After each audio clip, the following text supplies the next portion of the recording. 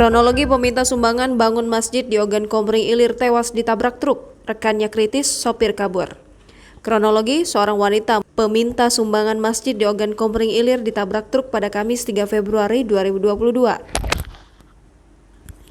Truk tersebut datang dari arah Palembang menuju ke Lampung sekitar pukul 16.30 waktu Indonesia Barat. Saksi mata mengungkap detik-detik korban bernama Sutarti ditabrak truk hingga tewas. Korban sendiri merupakan warga Muara Burnai 2, Kecamatan Lempuing Jaya, Kabupaten Ogan Komering Ilir.